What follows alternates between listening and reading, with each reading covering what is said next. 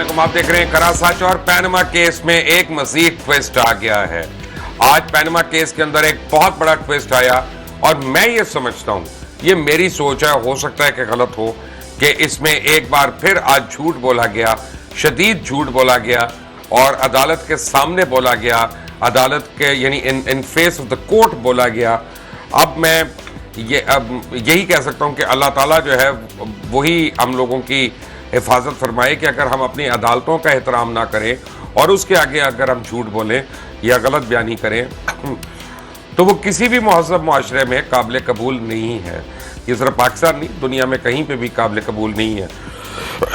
वो क्या रहा है मैं आपको बताऊं, आज अदालत में बड़े तेज़ और तुंद सवालात किए गए फरीकैन से, ख़ास तौर पे मियाँ नवाज शरीफ साहब के वकील से, और उसमें चंद सवाल बड़े ही तीखे थे और उनके जवाबों में मेरा ये ख्याल है कि मियाँ साहब के वकील ने गलत बयानी से काम लिया। मखदूम साहब काबिल एहतराम है, मैं बड़ा सोच समझ कर जुमला उनके लिए इस्तेमाल करना चाहता हूँ। शायद उनके क्लाइंट ने उनसे सच नहीं बोला, शायद उनके क्लाइंट ने खुद मखदूम साहब को अंधेरे में रखा और इस वजह से उन्होंने किया, वरना वो बहुत ही फाजिल वकील हैं, वो कभी गलत बयानी नहीं कर सकते अदालत के सामने खुद से। मुझे ज्वाइन कर रहे हैं जनाब मोहम्मद ताहिर, कराची में शिकार हैं। मुझे ज्वाइन कर रहे हैं जनाब अली ज़फ़र, माहिर कानून है लाहौर से। मुझे ज्वाइन कर रहे हैं जनाब ज़फ़र अली शाह साहब, मुस्लिम लीग नवाज के रहनुमा हैं। और मुझे ज्वाइन कर रहे हैं टेलीफोन पे जनाब बख्तियार महमूद कसूरी। वैसे तो पाकिस्तान तहरीक इंसाफ से इनका ताल्लुक है, लेकिन एक माहिर कानून की हैसियत से आज इनको मैंने दावत दी है। आप सबका बहुत बहुत शुक्रिया। अली ज़फ़र साहब, आपसे शुरू करते हैं। आपको मेरी आवाज़ आ रही है? अली ज़फ़र साहब से ही करते हैं। मैं आपको ज़रा सी अपडेट से दूं कि सुप्रीम कोर्ट ने पैनमा लीक्स की दस्तावेज़ात से मुतल्लिक दरखास्तों की समाअत के दौरान वज़ीर आज़म के वकील के सामने सवाल उठाया कि क्या उनके मौक्किल की तरफ से तोहफ़ों की शक्ल में अपने काले धन को सफ़ेद करने की कोशिश तो नहीं की गई। जवाब में मरियम औरंगज़ेब जो अपना मिनिस्टर ऑफ स्टेट है इंफॉर्मेशन एंड ब्रॉडकास्टिंग की, उन्होंने एक मज़ाक़ा खेस बयान दे दिया। वो बयान क्या अपनी स्क्रीन पे आप देखें, क्योंकि मैं उनका बयान आपको दिखाना है पहले, फिर मैं आपको मज़ीद बताऊंगा। मरियम साहिबा कहती हैं, मियाँ साहब की बेगुनाही के सारे सबूत मौजूद हैं और हम वो सबूत अल्लाह की अदालत में रखेंगे। मरियम साहिबा, आपकी इत्तला के लिए अर्ज है, फिलहाल आप सुप्रीम कोर्ट ऑफ पाकिस्तान में हैं और सुप्रीम कोर्ट ऑफ पाकिस्तान आपसे वो सबूत मांग रही है। आप प्लीज अदालत का एहतराम करें और यहां पे दें। ये कोई बात नहीं है कि चोरी और सीना जोरी, कि मेरे से मत पूछो मैंने चोरी की, मेरे से मत पूछो मैंने कत्ल किया, मेरे से मत पूछो मैंने डाका डाला। अल्लाह की अदालत में जवाब देंगे। इस तरह तो अगर आपका ये बयान हम सही मान लें, जो कि सरासर गलत है, तो फिर हमें हर डाकू को छोड़ना पड़ेगा, हर कातिल को छोड़ना पड़ेगा। वो कहेगा मैं अल्लाह की अदालत में जवाब दूंगा, तुम्हारी अदालत में मैंने कोई जवाब नहीं देना। तो आप प्लीज, मुझे नहीं पता वजीर बनने का आपको किसने रिकमेंड किया, और लेकिन आपकी स्टेटमेंट से मुझे लग रहा है आप अहल तो नहीं है, लेकिन उम्मीद है कि कल आप इसकी कोई रिट्रैक्टमेंट जरूर कर देंगी। आपने सुना ये बयान और आपके सामने स्क्रीन पे चल रहा है, आपको यानी ये आपके मिनिस्टर ऑफ स्टेट है जो ये बयान दे रहे हैं। देखिए मुबशर लुकमान साहब, ये इस तरह के स्टेटमेंट तो काफ़ी आ रहे हैं। कि हैरान कुन बात यह है कि सवालों के जवाब देने से घबरा क्यों रहे हैं। और सवाल हुक्मरानों के हवाले से एक बुनियादी बात यह है कि अगर सवाल गलत भी हो तो उन्हें जवाब देने पड़ते हैं। मैं आपको एक बहुत बड़ी तारीख़ी मिसाल दूँ कि हज़रत उमर फारूक रज़ियल्लाहु ताला अन्हु से सवाल पूछा गया कि आपका कुर्ता जो है वो आपकी जिसामत पर जितना है, वो जो हिस्सा दिया गया है उससे ज़्यादा है। सवाल गलत था इसलिए कि कपड़े का उनके पास हिसाब मौजूद था, मगर तारीख़ इस्लामी में कहीं आपको इस सवाल को जो है उस सवाल के खिलाफ कोई नफरत नहीं मिलती। उसको रेडिक्यूल नहीं किया गया, उसको रेडिक्यूल नहीं किया गया, बल्कि जवाब दिया गया कि देखिए जवाब देना पड़ता है। और अपने बेटे को हुक्मरान से आप हर सवाल पूछ सकते हैं, ख्वाह वो अपनी बुनत और बनावट में, ख्वाह वो अपनी निहाद और बुनियाद में गलती क्यों ना हो। और यहाँ जो सवाल पूछे जा रहे हैं वो तो बहुत जस्टिफाइड है। यहाँ जो सवाल पूछे जा रहे हैं वो बहुत ज़्यादा फ्रेम्ड है। और इस केस में जो एक बुनियादी बात है जिसका हम आम तौर पर तज्ज़िया नहीं कर पाते, वो ये कि ये दूसरे केसेस से इसलिए मुख्तलिफ है कि यह बहुत सारे सवालात तो अदालत खुद फ्रेम कर रही है। यानी इस अभी जो सवालात सुप्रीम कोर्ट नवाज शरीफ साहब के वकील के सामने रख रहे हैं, इनमें से बेशतर सवालात तो नईम बुखारी साहब की पैरवी में फ्रेम भी नहीं छोड़ देना नईम बुखारी साहब को, तो आप छोड़ दें। वो तो उन्होंने खुद कहा मैं स्टेपनी वकील हूं। जो आदमी अपने मुतल्लिक कहे कि मैं स्टेपनी वकील हूं, उसकी वकालत पे हम क्या बात करें? तो ऐसी सूरत में कि जब सुप्रीम कोर्ट अपनी जजमेंटल क्वेश्चन कर रही है, यानी ये क्वेश्चन ऑब्जर्वेटिव, उनकी स्वाबदी तो है, ऑब्जर्वेशनल ये क्वेश्चंस नहीं है। देखिए इसमें बहुत बारीक नुक्ता है कि बाकी जो पिछले आमतौर पर एक सवाल करना चाह रहा हूं, अली जफर साहब बैठ गए हैं जी अपना? अली जफर साहब हमारे साथ हैं कि नहीं?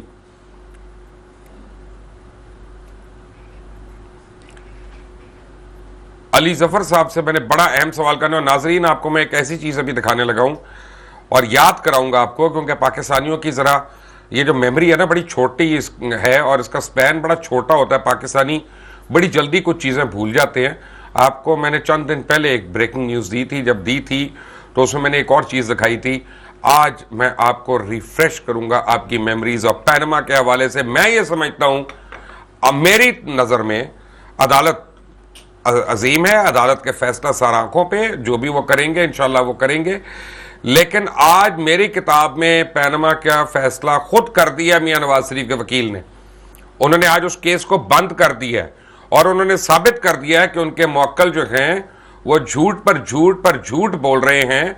और आज अपने मौक्कल से गालिबन उन्होंने गलत इंफॉर्मेशन लेने के बाद अदालत में एक ऐसा बयान दिया है जिसकी मरियम बीबी, अल्लाह के यहाँ तो पकड़ जरूर होगी, वहां पे कोई नहीं छूटेगा, ना आप छूटेंगी ना मैं ना कोई। लेकिन एक बात आपको बताऊं, अल्लाह के आगे आपके पास कोई वकील नहीं होंगे, ना आपके मनपसंद कोई जज वहां पे जा सकता है। कब्र में आपको खुद ही हिसाब देना है अपना। जब मुवक्किलीन आएंगे तो खुद ही उठ के जवाब देना है, कोई वहां पे मदद नहीं होगी स्वाय अपने अमाल नामे के। और वो जो कच्चा टटा यहाँ का होगा, हर एक का दुनिया का, वो सामने आएगा और वही पूछा जाएगा। मैं बड़ी शिद्दत से इंतजार कर रहा हूं कि अली जफर साहब से मेरा राब्ता हो जाए, क्योंकि मैंने उनसे एक सवाल पूछना है, बड़ा ही अहम सवाल है। पर आप बात कर रहे थे।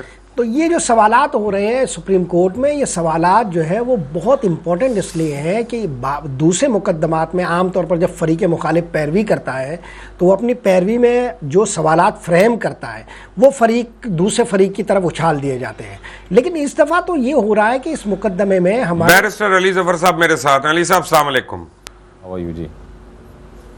आपकी आवाज़ मुझे कम आ रही है, ज़रा सा ऊंचा बोलने की कोशिश करें। जी अब आ रही है आवाज़? जी बेहतर है। अली जफर साहब, मैं समझता हूं मेरी नजर में, and I can be wrong, मैं तो एक अपना स्टूडेंट या आप ऑब्जर्वर कह लें उसकी हैसियत से कमेंट कर रहा हूं, मैं कोई कानून का माहिर नहीं हूं। जी आज मेरी नजर में पैनमा केस का फैसला हो गया और वजीर आजम नवाज शरीफ के जो वकील हैं, बड़े ऑनरेबल काउंसिल है मखदूम साहब, हमें पता है वो सच बोलते हैं। लेकिन अगर आपका क्लाइंट ही आपको गलत बयानी करेगा तो आपको नहीं पता होगा। आज उनसे गलत बात कहलवाई गई। मैं आपको रिपीट करके बता रहा हूं कि वजीर आजम के वकील मखदूम अली खान ने कहा कि वजीर आजम के बेटे हुसैन नवाज ने 4 साल के दौरान अपने वालिद को 52 करोड़ रुपया भिजवाए। वजीर आजम के वकील मखदूम अली खान ने कहा कि वजीर आजम मियां मोहम्मद नवाज शरीफ के साहबजादे हुसैन नवाज ने 4 साल के दौरान अपने वालिद को 52 करोड़ रुपया भिजवाया। अभी रुक जाए, मैं रसीद नहीं बात कर रहा, मैं बैंक की बात नहीं कर रहा, मैं ये नहीं कह रहा कि उन्होंने जुराबों में रख के भेजे, मैं ये नहीं बात कर रहा कि वो गलाफों में रख के आए, मैं ये नहीं बात कर रहा कि बैंक के थ्रू भेजे। लेकिन हुसैन नवाज ने खुद टिम सेबेस्टियन को हार्ट टॉक में क्या बताया, सुने। I mean, you'll be aware, for instance, that the flat that you're living in at the moment in Mayfair was actually named in the Pakistani paper, The News, last year as one of 4 which was illegally bought by your father through various Swiss and offshore companies. Well, these are things which, comes up every time there is a crisis in Pakistan. These are not new. Why don't people who are actually blaming us for that go to the courts and prove it? But do you know who owns the flat that you're living in? Well, that is not the question right now. Why not? But it's the question I'm asking you. Do you know who owns the flat? Well, it's on a rent. I'm living on a rent basis which comes from every quarter from Pakistan. You're renting it personally, or the money comes from The Pakistan? money comes from Pakistan. From who? From your father? Not my father. Actually, we have a family business back in Pakistan, which is not being built up by my father overnight. It was built up by my grandfather for the last 50 years since the independence of India and Pakistan. Do you know who owns the flat that you live in? Well, actually, I'm not the right person to. But you live ask there. you. So it doesn't matter. Don't I'm you not know earning. who I'm it's not earning. rented from? I'm just like any other student living with his parents. Ali साहब, मखदूम साहब ने कहा कि मियां साहब के साहबजादे ने 4 साल में 52 करोड़ रुपया उनको भेजा। उनके साहबजादे ने बीबीसी को इंटरव्यू देते हुए ये कहा कि मुझे हर तीसरे महीने फ्लैट का किराया पाकिस्तान से आता है। क्या केस का फैसला नहीं हो गया कि दोनों झूठ बोल रहे हैं? आपकी जिस तरह आप पेश कर रहे हैं उससे तो बहुत कॉन्ट्रडिक्शन और कॉन्फ्लिक्ट साफ नज़र आता है और लगता है। लेकिन देखने वाली बात यह है कि ये पैसा जो उनके बेटे ने भेजा, इसका टाइम और जब ये इंटरव्यू जो आपने कहा जिसमें उन्होंने ये कहा कि मेरे वालिद साहब मेरा किराया देते हैं, उसमें टाइम डिफरेंस कितना था। और अगर ये जो उन्होंने करोड़ा रुपया गिफ्ट किया अपने वालिद साहब को, ये मेरा ख्याल है उनके क्या साल था ये मुझे नहीं इल्म, और ये भी मुझे नहीं पता कि उन्होंने क्या कारोबार के ज़रिए ये इतना पैसा कमा लिया और कमा के अपने वालिद साहब को दिया।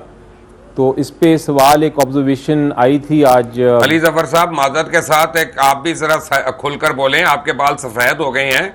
आपने हर किस्म के मुजरिम को कटहरे में आपने ग्रिल किया है। मुझे ये बताएं, तजाद नहीं है? या तो पैसे इधर से गए तो उसका ट्रेल होना चाहिए, पैसे अगर उधर से आए तो उसका ट्रेल होना चाहिए। जुराबों में रख के तो नहीं लाए ना?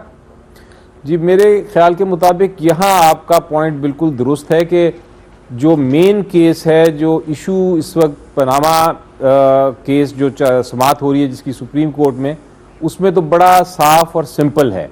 और वो ये है कि अपार्टमेंट्स, ये फैसला हो गया है कि अपार्टमेंट्स इस वक्त उनके बच्चों के हैं, चाहे वो आप कहें मरियम बीबी के हैं या उनके हुसैन या हसन के हैं।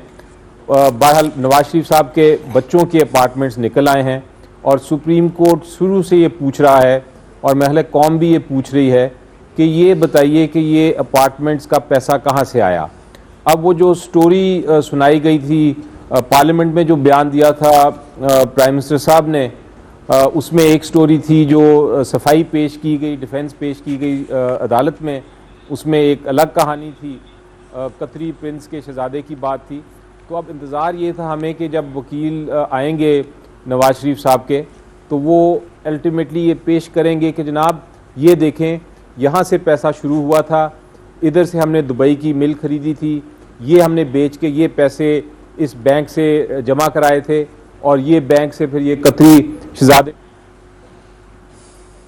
और फिर इस तरह ट्रेल पूरी अपार्टमेंट्स तक, फ्लैट्स जो अली जफर साहब, आपको मैं बताऊं कि तमाम शवाहिद मौजूद हैं कि दुबई की मिल इन्होंने नहीं बेची थी, वो स्टैंडर्ड चार्टर्ड बैंक ने रीपोजेस की थी और रीपोजेस कर सेल करके अपने पैसे रिकवर किए थे। इनको क्या मिला उसमें से? जब बैंक रीपोजेस करता है तो क्या मिलता है? प्लीज ये उसकी सेल का वर्णन दिखा दें, किसको सेल की थी इन्होंने और कितने की सेल की थी? बहुत देर से पूरी कौम भी इंतज़ार कर रही थी। मैं खुद एक्सपेक्ट कर रहा था कि 3-4 दिन से बहस हो रही है उनके वकील की, तो कोई वो दस्तावेज़ात देंगे, और मेरा ख्याल है अब फाइनली अदालत में वो सारी आर्टिकल 248, आर्टिकल 66 की बहस सुनने के बाद आज बार बार ये सवाल पूछा जा रहा था कि जनाब आप ये बताइए, अब मेन पॉइंट पे आएँ जो बड़ा एक सिंपल पॉइंट है। अगर आपके पास ये कागजात या दस्तावेज़ात या सबूत है तो आप वो पेश कर दें ताकि मुकदमा ख़त्म कर दें और हम भी अपने घर जाएं, आप भी अपने। अली जफर साहब, कता कलामी हो रही है, लेकिन कई साल पहले आप मुझे सुप्रीम कोर्ट में रिप्रेजेंट कर रहे थे। मुबशर लुकमान को आप एक केस में रिप्रेजेंट कर रहे थे वहां पे बेंच के आगे कोर्ट रूम नंबर 2 में, और आपने कोर्ट में जाने से पहले मुझे ये कहा था कि मैं बाहर से आया हूं अपनी छुट्टी खराब करके केस लड़ने के लिए, लेकिन अगर तुमने झूठ बोला तो मैं ये केस छोड़ दूंगा। If you are guilty or if you lie, then I will leave the case. तो मखदूम साहब भी बड़े ऑनरेबल काउंसिल हैं, जब उनको ये पता चलेगा कि उनको गलत बात बताई गई तो आपके ख्याल में क्या कल सुबह वो केस की पैरवी से दस्तबरदार हो जाएंगे? देखिए जी, प्रोफेशनल एथिक्स तो बिल्कुल ये कहते हैं, और आप बिल्कुल अच्छा मुझे याद करा रहे हैं, बिल्कुल हमारी बात हुई थी सुप्रीम कोर्ट के अदालत के बाहर भी, और हमने डिस्कशन की थी, और यही एक प्रोफेशनल कॉन्डक्ट होता है कि आप अपने क्लाइंट से पूछते हैं, और अगर क्लाइंट ने आपको गलत बयानी दी की हो तो आपका एक ऑब्लिगेशन क्लाइंट को होती है, एक ऑब्लिगेशन आपकी अदालत को होती है, एक इंसाफ पे होती है आपकी ऑब्लिगेशन। तो आप ये सारे कुछ को मद्देनज़र रख के आप फिर अपने केस से दस्तबरदार हो जाते हैं, और आप कहते हैं कि ठीक है, मैं आपको अब रिप्रेजेंट नहीं कर सकता। तो अगर ऐसी कोई बात सामने आई तो मुझे यकीन है कि मखदूम साहब ऑनरेबल वकील हैं, और वो ज़रूर केस में फिर आगे नहीं चलेंगे। लेकिन बात यह है कि उनको क्या बताया जा रहा है, क्या इंस्ट्रक्शंस हैं, वो क्या किन इंस्ट्रक्शंस पे बहस कर रहे हैं, ये तो एक वकील डिपेंड करता है अपने क्लाइंट की इंस्ट्रक्शंस पे और अपने क्लाइंट की जो इन्फॉर्मेशन आती है उस पर। मुझे ये लगता है कि अभी तक इस केस में बदकिस्मती से कोई किसी किस्म का डिफेंस की तरफ से कोई डॉक्यूमेंट नहीं आया। हालांकि कानून यही है कि अगर आपके पास एक असासा आ जाए और ये साबित हो जाए कि आप ओनरशिप है आपकी किसी प्रॉपर्टी की, तो वाइट कॉलर क्राइम में या मनी लॉन्ड्रिंग के केसेस में फिर आपको ये दिखाना होता है कि वो आपने असासा कहाँ से हासिल किया।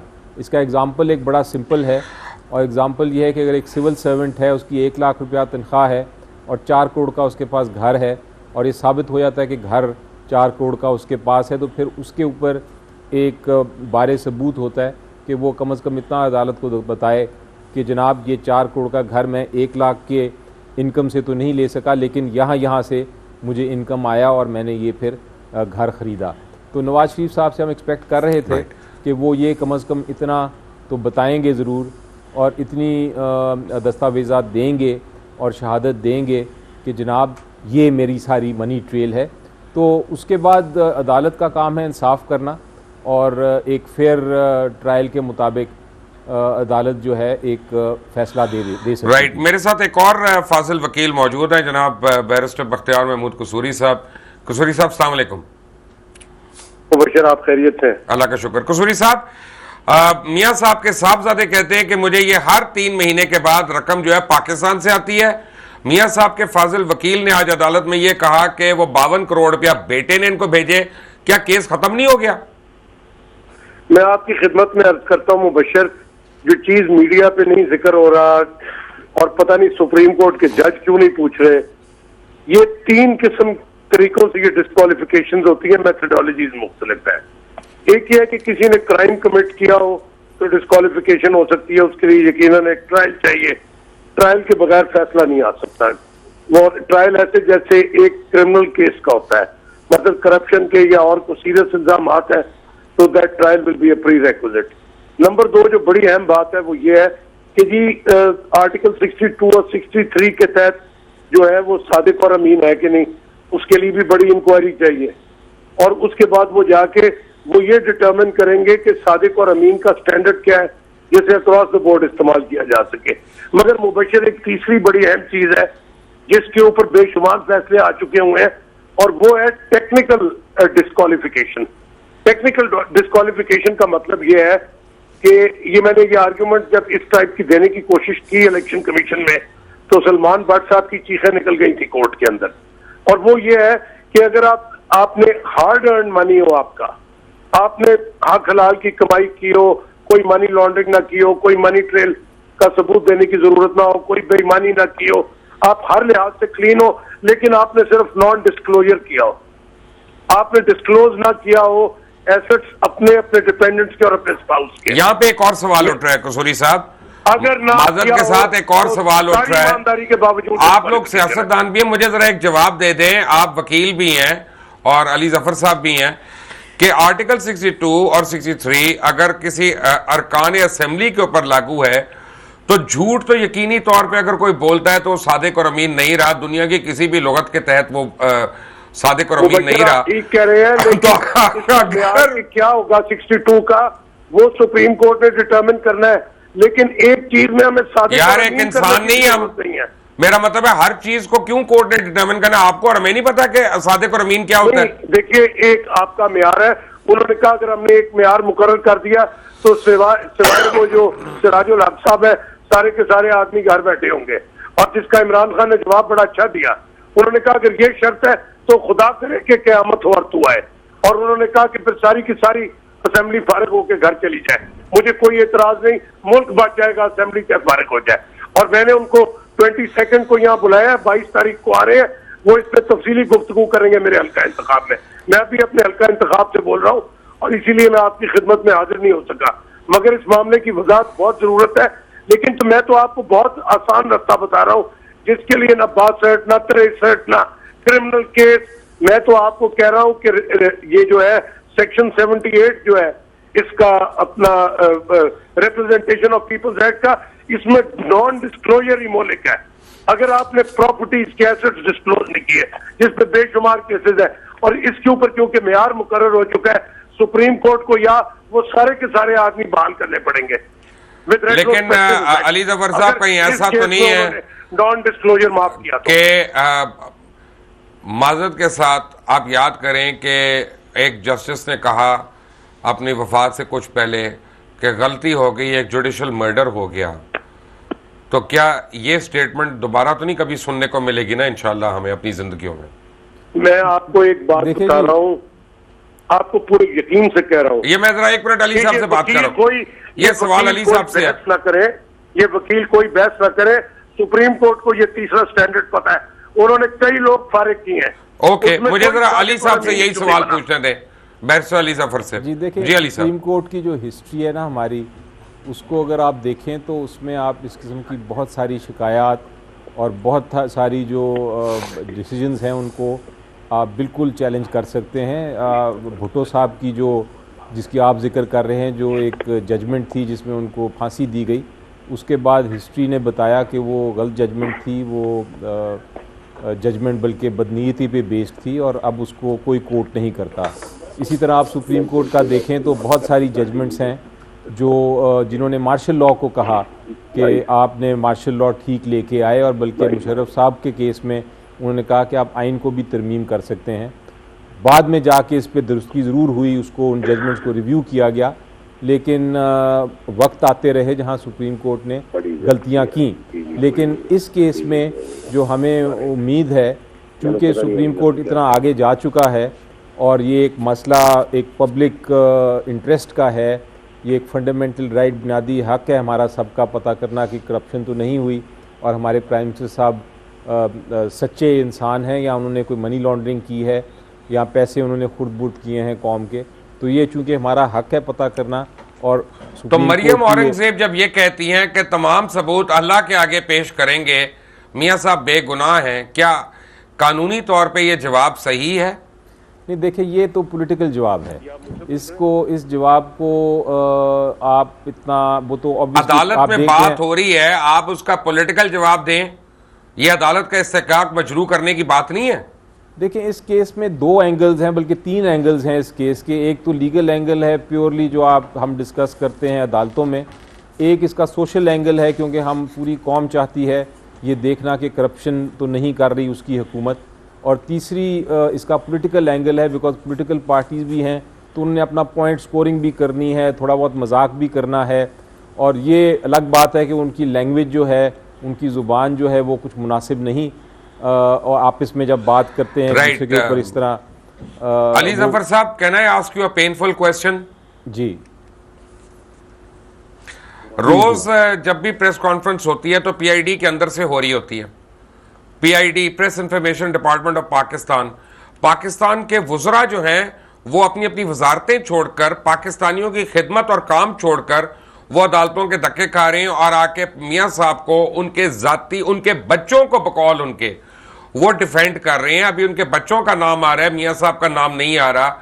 क्या ये टैक्स पेयर के साथ चोरी नहीं है? क्या वो खुद सारे के सारे 62 और 63 में डिस्क्वालीफाई नहीं होते? इस पे तो मेरा ख्याल है एक बहुत इंटरेस्टिंग डिबेट हो सकती है, बिकॉज आप बिल्कुल दुरुस्त फरमा रहे हैं कि जब एक मिनिस्टर हो जाए तो वो पूरी कौम का मिनिस्टर होता है, और उसका काम अपने पॉलिटिकल लीडरशिप या पॉलिटिकल लीडरशिप के ख़ानदान को डिफेंड करना नहीं, बल्कि अदालत में आने का उनका कोई जवाज़ बनता भी नहीं। उन्होंने वकील, वज़ीर आज़म का पर्सनल केस है, वो वज़ीर आज़म साहब लड़ रहे हैं, उसमें एक हुकूमत के वज़ीर का उधर आके और उसके बाद प्रेस स्टेटमेंट दे के पॉलिटिकल डिफेंस करना सुप्रीम कोर्ट के अहाते के बाहर, ये इसका बिल्कुल उनसे पूछा जाना चाहिए कि क्या जो वक्त, स्पेशली वो दिन का वक्त होता है जब उनका पब्लिक वक्त है, जब पूरी कौम का वक्त है, तो वो उसको जो ज़ाया कर रहे हैं उन पे सवाल जवाब बिल्कुल होना चाहिए। और मेरा ख्याल है ये पार्लियामेंट का काम है कि वो ये रेज़ करें इशू। मुझे तो नहीं समझ आ रही कि पार्लियामेंट का काम है। मोहम्मद ताहिर, अली जफर और अख्तियार महमूद कसूरी मेरे साथ ही हैं। कोशिश कर रहे हैं कि बैरिस्टर जफर अली शाह भी हमारे साथ हों, लेकिन एक ब्रेक के बाद। Take a break.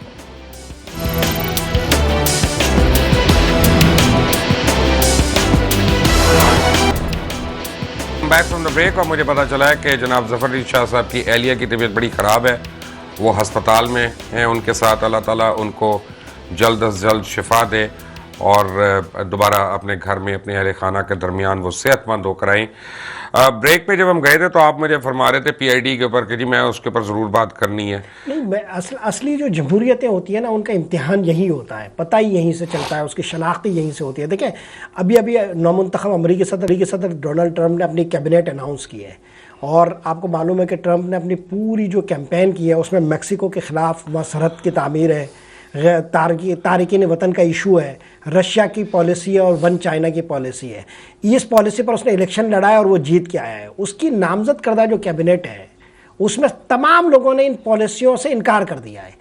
CIA chief ने जो है वो कांग्रेस के सामने जो है वो गुफ्तगू करते हुए कहा कि मैं जो है वो ये तारकीन वतन वाली पॉलिसी से मुत्तफिक नहीं हूँ, रशिया वाली पॉलिसी से मुत्तफिक नहीं हूँ।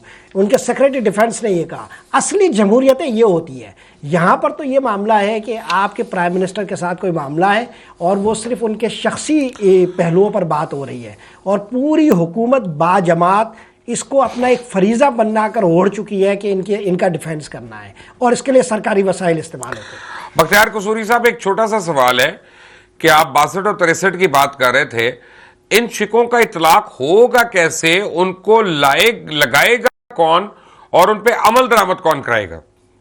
किस चीज पे क्या लगाएगा? आर्टिकल 62 और 63 यानी वो लगानी किसने है? जी, इस वक्त तो केस पेंडिंग है सुप्रीम कोर्ट के पास, उन्होंने लगानी है, मगर मुबशर लगाने का जो इख्तियार है ना वो इलेक्शन कमीशन के पास भी है। मैंने इलेक्शन कमीशन के सामने बड़ी तवील बहस की और उनको कहा कि ये ज्यूरिसडिक्शन जो है बुनियादी तौर पे आपकी ज्यूरिसडिक्शन है, आप इसको एक्सरसाइज करें। आप जो है यहाँ केसेस को रोक रहे हैं क्योंकि वो सुप्रीम कोर्ट में सब जुडिस है। मैंने कहा आपको मैं वाज़े तौर पे बता रहा हूँ, उनके बेंच को मैंने कहा कि आप एक सबॉर्डिनेट अदालत नहीं है। मैंने कहा ये जो सलमान भट्ट साहब आपको दलाइल दे रहे हैं कि जी लाहौर हाईकोर्ट का एक केस था, सुप्रीम कोर्ट ने सुनना शुरू किया तो उन्होंने उसको साइनोडाई एडजर्न कर दिया। मैंने कहा you are not a subordinate court, ना ही ने आपको सबॉर्डिनेट कोर्ट बनाया है। मैंने कहा ये जो है ना सुप्रीम कोर्ट, ये आप एक बात याद रखें। और मैंने उनको ये भी जुमला कहा, मैंने कहा ये जुमला मैंने पीटीवी पे कहा तो उन्होंने सेंसर कर दिया, और अब मैंने कहा मैं आपके सामने कह रहा हूं, मैंने कहा उनके पास तो ओरिजिनल ज्यूरिसडिक्शन एक सिविल जज के बराबर नहीं है। मैंने कहा अगर किसी को गलतफहमी है तो दावा कर ले, सुप्रीम कोर्ट की ओरिजिनल ज्यूरिसडिक्शन एक सिविल जज खुदा के लिए ये जुमला आप यहाँ पे भी ना बोलें, इसको मैं भी काटूंगा। ये किस तरह की बातें कर रहे हैं आप? ये इन जजों ने इस आइन के तहत हलफ उठाया हुआ है जो मैं बता रहा हूँ उनको, और इसीलिए वो नहीं एंटरटेन करते। वो बार बार कोर्ट में कह चुके हैं इस केस के अंदर कि ना हम ट्रायल कोर्ट है और ना हम देखें supreme court primarily appellate court है ना, इसमें तो कोई दो राय नहीं है। लेकिन मैं इस जुमले को यानी मैं भी इसको सेंसर करना चाहूंगा। वो बच्चे ठीक कह रहे हैं आप, सिविल जज के पास ये कोई इख्तियार नहीं कि वो पाकिस्तान के सारे इदारों को समन कर ले। आपके पास मैंने कहा वो इख्तियार है जो सुप्रीम कोर्ट के पास है। सुप्रीम कोर्ट आर्टिकल 190 के तहत और आप आर्टिकल 220 के तहत सारे पाकिस्तान के इदारों को समन कर सकते हैं इन्वेस्टिगेटिव पर्पसेस। प्रॉब्लम एक और है यहाँ पे अली जफर साहब, प्रॉब्लम एक और है। आपके एक बड़े अजीज दोस्त हैं, वो भी पहले इसी तरह मासूम गुफ्तगू फरमाते थे कि मेरी पोर्श में जो लग्जरी गाड़ियां खड़ी हैं, मुझे नहीं पता मेरे बेटे ने कहाँ से कमा ली हैं। इफ्तिखार चौधरी साहब आपको याद करा दूं, वो चंद टकों की नौकरी करते थे, उनके साहबजादे सडनली 98 करोड़ के वो मालिक बन गए और उन्होंने उनसे लाइल्मी का इजहार कर दिया। फिर उन्होंने बेंच बनाया, उसमें खुद शामिल हो गए। जब लोगों ने इतराजात किए तो वो अपने आप को उन्होंने उस बेंच से अलहदा कर लिया, लेकिन तब तक वो टेम्पो और टोन सेट कर चुके थे। अब दोबारा हम देख रहे हैं कि बाप बेटा, बेटा बाप, बेटी, दूसरा भाई, ये क्या ड्रामे इस मुल्क में चल रहे हैं अपना अली जफर साहब?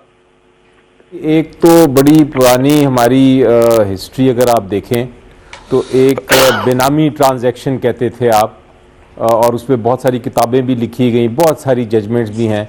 अब जाके शायद उसको ख़त्म किया गया है उस जूरिस्प्रूडेंस को, लेकिन वो जूरिस्प्रूडेंस यही थी कि आपने जब कोई ऐसी चीज़ छुपानी हो जो आप अपने नाम नहीं लाना चाहते, तो अपने वालिद साहब, अपनी बीवी, अपने बच्चों के नाम आप प्रॉपर्टीज़ ले लेते थे और फिर आप दिखाते थे कि मैंने तो जो कमाया है मैं तो अपना असासे बना रहा हूँ, लेकिन ये मेरी प्रॉपर्टी नहीं है, मेरे बच्चों की प्रॉपर्टी है और मेरी बीवी की प्रॉपर्टी है, और उसको फिर बेनामी कहा जाता था। तो ये तो बहुत पुरानी एक टेक्निक है जिसमें आप अपने आप को बाहर निकाल लेते हैं और अपने बच्चे और वालिद साहब को डाल देते हैं प्रॉपर्टी की ओनरशिप में।